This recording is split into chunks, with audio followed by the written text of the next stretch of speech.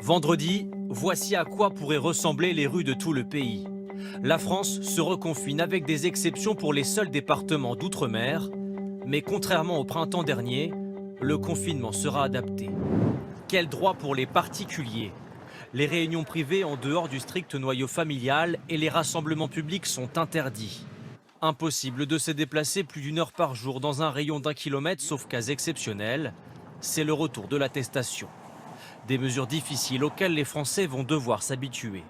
C'est un peu contraignant pour nous les jeunes, mais en soi, on n'a pas le choix, donc les questions ne se posent pas en fait. Je ne sais pas si le confinement, ça va être bénéfique pour les commerces, mais pour la santé, ce sera peut-être la meilleure chose à faire. Qu'est-ce qui va fonctionner? C'est l'une des grandes différences par rapport au premier confinement. Les crèches, les écoles, les collèges et les lycées continueront d'accueillir des élèves. Les établissements d'enseignement supérieur doivent par contre passer aux cours à distance, sauf lorsqu'il s'agira de travaux pratiques. L'autre grande différence, c'est la possibilité pour les EHPAD de pouvoir recevoir du public et les visites autorisées en maison de retraite.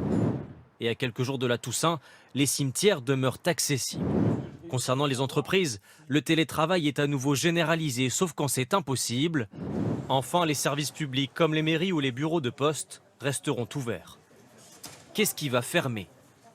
À partir de vendredi, les bars et les restaurants baisseront le rideau, ainsi que tous les commerces dits non essentiels, comme les magasins de vêtements ou de chaussures. Une mauvaise décision selon le MEDEF.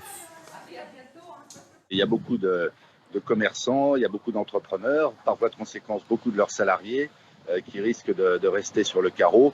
Et l'État va renforcer les moyens de soutien. Mais enfin, ne rêvons pas, l'argent n'est pas inépuisable. Les restrictions vont durer au moins jusqu'au 1er décembre. Elles pourront être prolongées si la situation sanitaire ne s'améliore pas.